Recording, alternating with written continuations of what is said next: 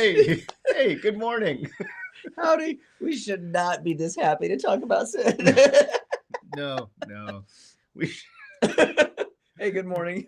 That's my greeting. I think I've yeah, already said that. yeah, I don't one of know. us have said it. We went roller skating last night with Yeah. youth group, so Yeah. we're a little tired this Yeah, morning. it's a little off. Yeah. I mean, my hips and my spine, but Roller skating is not an activity we typically do. Yeah, no, but it was fun. We had a good time. Yeah, it was a good Thought time. it was a good I mean, experience. 13 kids. Yeah, 13 kids. 13. Yeah. Yep. Yeah. So 13 Good students group. popped out and Yeah. went south down to skate away. Yeah. So we skated our lives yeah, away. it was fun. We said we would end early, like an hour before the event actually ended. Mm-hmm. And I don't know that there were many people that wanted to stay for the additional hour by the time we were done. I was grateful that I just felt like more kids needed breaks than I did. So that was what That's just because you're that real, manly. That's right. No, it's that stubborn. Oh man. Yeah. So it was a good time. Anyway, but we're not here to talk about that. No. We're talking At all. about we're talking about sin. Yeah. So the title of your message yesterday was Rethinking Sin. Yeah. You mean Sunday? Sunday. Yeah. Oh yeah, It's an extra day. Extra day. Yeah. Wow. That messes up my whole week, man. Yeah. So in the rethinking of it, can you give Why us? did I do that? Well, give us some, maybe like summarize. Sure. What did the rethinking mean? Like we think of it this way. Let's think of it another way. So I guess the concept was most of the time, and I was thinking about that this morning on my way in. I was like, why was it really like rethinking? Usually when from my experience, when I've heard sin talked about, it's usually talked about in the category of two ways. Sins of commission, the sins that we do, right? And sins of omission. Like, so there's a willful sin, and then there's the sin that we do that we aren't necessarily thinking about it, but it is sinful. So it's usually in the categories of, like, I gave 4 facets on Sunday. The first one is the sin within us. That's kind of like what the Bible, what theologians would call original sin, right? But then there is the sin we do. And those are usually where it gets stopped. The sin we do is usually like, oh, this is the willful sin, and this is the stuff we don't know is sinful, and that's it, right? And that seems to be often where at least the conversation stops, or it stays focused there. I wanted to, like, help us understand, like, ideally you're looking at this series and saying, what are the principles of Proverbs? And there's a lot in Proverbs that addresses like sin or wickedness and evil. But to really see it in its full capacity, it's not just what you do intentionally or unintentionally that is sinful. It's not even just the original sin that is in the biblical scope of it all. There is sin that is done to us that the Bible talks about, and there are sins that are done around us. And so we exist in a culture and in a society where what the Bible would call sin is present all around, and that affects us. So I wanted us, when we were looking at the principle of sin, to not just get stuck in the what to avoid, but to recognize that as humans, like, we're impacted by this in more ways than we think about. And if you only stay in that first and second facet of sin, it really, like all the other stuff, somehow it's not necessarily not addressed, but the impact of it isn't necessarily considered to the, like, given full weight. Yeah, I think of the concept of nature versus nurture. So if you're nurtured within an environment where sin, like, let's say sin for now, sin is all around, it becomes the normal way of living. So you don't think about it at all. No. And I think that's part of why, if we're going to say the series is Don't Miss This, right? I felt like it was really important for us to come back to the conversation and say, don't miss that you have been impacted by sinful actions done to you, Mm-hmm. as well as you are, and we are affected by the sin that's all around Yeah. us, Yeah. right? There's lots of illustrations that I could think of growing up in the church where people talked about that, but the dynamic of like really considering it for ourselves. If we are wanting to walk in step with the Spirit of God, if we're wanting to be able to find the layers of how sin has affected us and see it like realistically and holistically, then I think we've got to be able to acknowledge that we exist in a world that sometimes is very out of alignment with the values of God. Well, the sin that maybe it's helpful to define it a little bit. We tend, and you alluded to this in your message, that we tend to think of sin as the things that we do. Yes. Like that's that number 2 on your list of 4, and we just stop there. Yep. So this sin is just this stuff we do.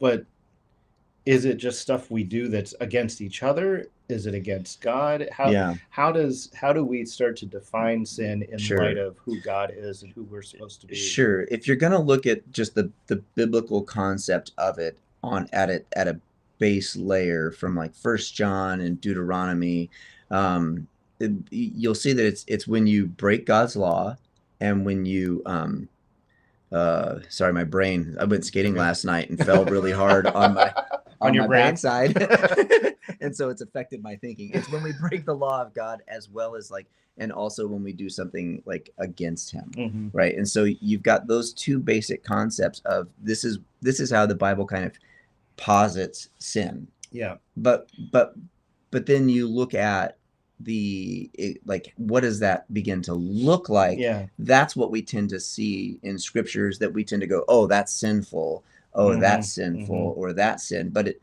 at their root, at their core, it's when we step outside of the character of God and His law. And so then when we break those things, when we go against those things, then it's like, okay, so that's where I would say at a big picture level, that's sin. Yeah. The expression of sin all of a sudden begins to become more nuanced, more the action, but behind it is, okay, we have stepped out of alignment with the will of God. Yeah, and I think we've talked before in Isaiah. We talked about it a little bit in Proverbs as God has this order to reality, to life.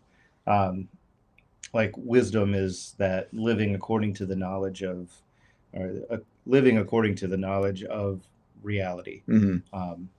And God is the only one who knows all of that. So it's according to that divine order, and justice being that divine order of equanimity between all people and all things. And so God has a way that everything works well together. It's like an old watch where every little spring has to work together, and it works. If there's dirt in the watch, then it messes up a spring. It messes up a gear. It messes up a spring. It just doesn't work well. And over time, it just falls apart. I think of it that way. Like God has a way that everything works well together. And sin is the dirt in the spring, in the gear. I made two connections, or one connection yesterday from two different passages, because you mentioned it in Romans 7 as Paul like going, there's this thing within me that just I'm fighting it all the time. And you had the like multiple quotes of various people who have made that acknowledgement. Not from the Christian tradition. Right, not from the Christian tradition. Like this is just general knowledge. Like this is, I recognize this as being part of the human experience. This, but I thought of when God talks to Cain in Genesis. I think it's 4. I don't remember which one. It's 4 or 5. Okay. He talks to Cain after Cain made the sacrifice and he was downcast. And, God didn't accept it. We still don't really understand exactly what that was all about. But in that conversation, God personifies sin. It's crouching at your door, ready to devour you. And that was before he killed Abel. So God was kind of like saying, like this was the first time sin was mentioned in the Bible, and it's mentioned as this like wild animal that's ready to eat you. Yeah. So I think that's fascinating. Then when you look at Paul in Romans 7, and he talks outside of Romans 7, he's talking about how we're slaves to sin, we were slaves to sin, or the bondage of sin. Like that language is always, sin is almost like this separate thing that comes in and has the opportunity to take over. And the tension, the frustration of the human experience is that sin is always ready to take you. And you could go there. Or you have an option not to. There's as you were describing that Cain passage, if it's crouching at the door at your door, right? There were a couple like quotes that I didn't use. There's a psychologist that refers to he looks at the base or the animal nature of us as like that. Like there is this sense where we cease to operate in humanity and become more animalistic. And there were multiple like quotes that I saw that referred to it very much as like this is the animal desire to just take or consume. And it's very fascinating to think about it in light of some of the ways that Scripture talks about that, particularly the Genesis, I think it is 5 passage, right? So you've got all of those dynamics, and then it comes down to, well, what do we do about it? That was the question I was thinking too. So what do we do about it? I think we have to be more like, sure, you can be very simplistic and black and white and say, oh, this is sin, acknowledge it, move on. Right. I think there's the other part that just says the process of addressing sin in our lives or around us, or the things that have impacted us, the sinful actions that have impacted us. I don't necessarily think that it's a great thing to spend all of our time just focused on that. Right. You can't change the story of what's happened, but you can reframe the way that you tell it. You can begin to reframe the way that we look at it and begin to understand, how does the grace of God affect this? How does God's mercy and forgiveness affect me? Because like more than the sin, right? And so there's a reframing of how we think about stuff, but I think we also have to have an acknowledgement that this was deeply wounding. Like sometimes it's the stuff that we've done intentionally or unintentionally. And sometimes it's the stuff that's been done to us. And so to give a simple, like, well, here's the theological answer, you've been forgiven, like this has no hold on you anymore. Okay, that's great. But is that the human experience? Right. And how do we then acknowledge, okay, the wounding of sin in my life has affected me in these ways? And begin then to apply the treatment of how does forgiveness and mercy and God's love begin to give me, like, what does that say about who I am? Not what has been done to me, not the sin that has been a part of my life. I think that's a huge one. The other I would look at is when we talk about the rhythms of faith here, one of those is daily devotion, right? And so we exist in a world and a society where sin is happening all around us. It may seem normal, it may seem alluring or, appealing or comforting.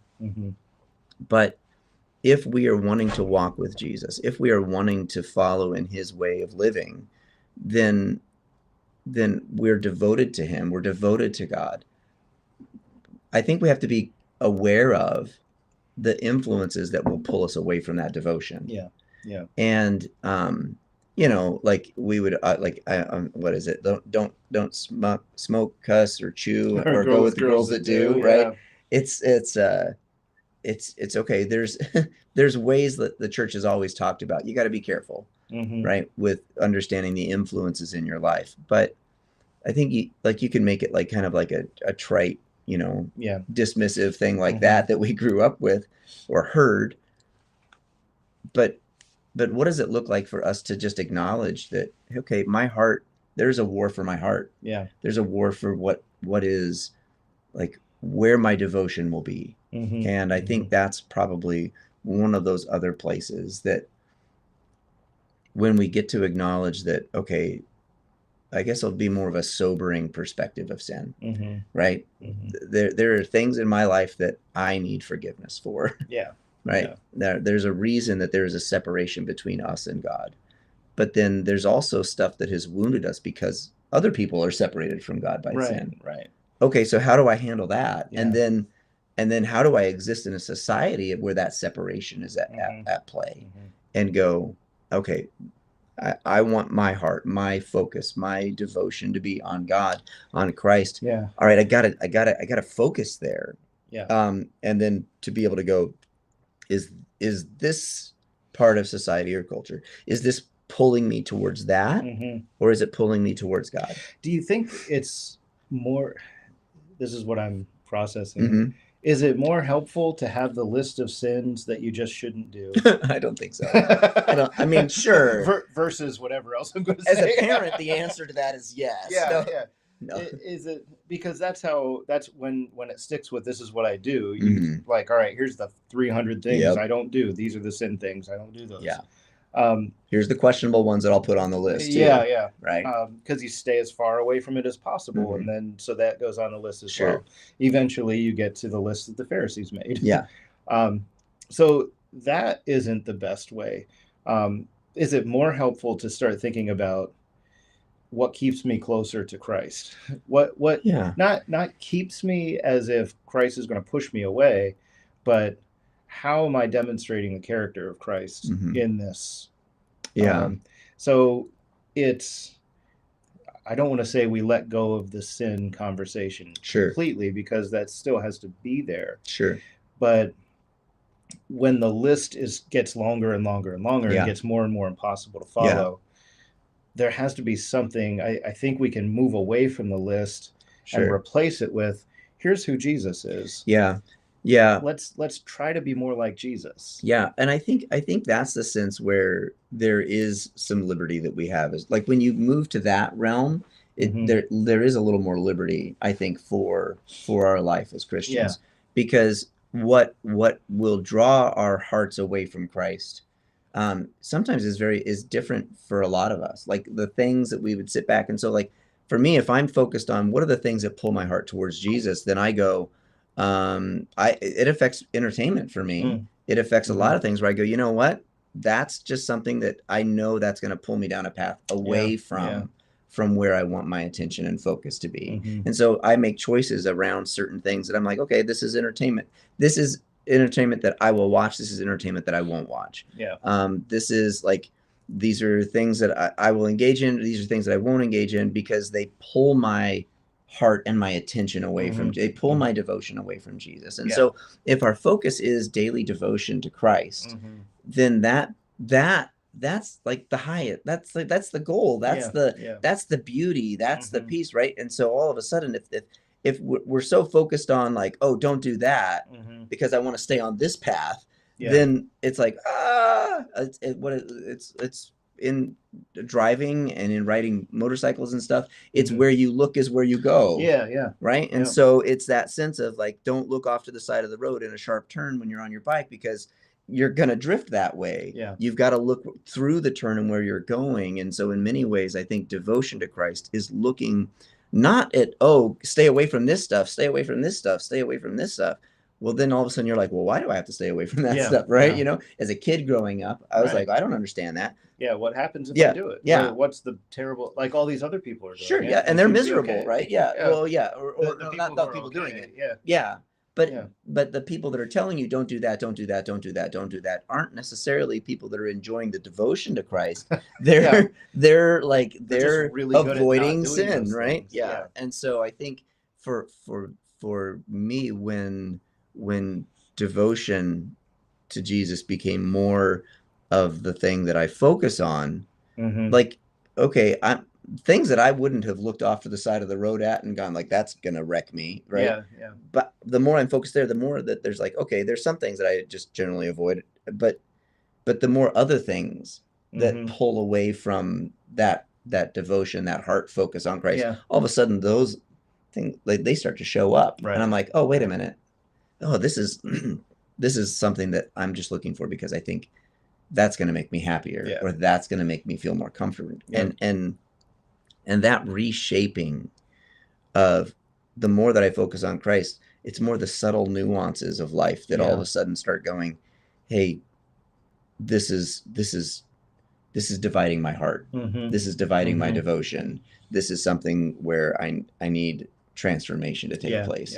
And it's not always like the things that you would sit there and read in scripture and go like, oh, here's the big ones, you know, adultery or lust or greed or whatever, right?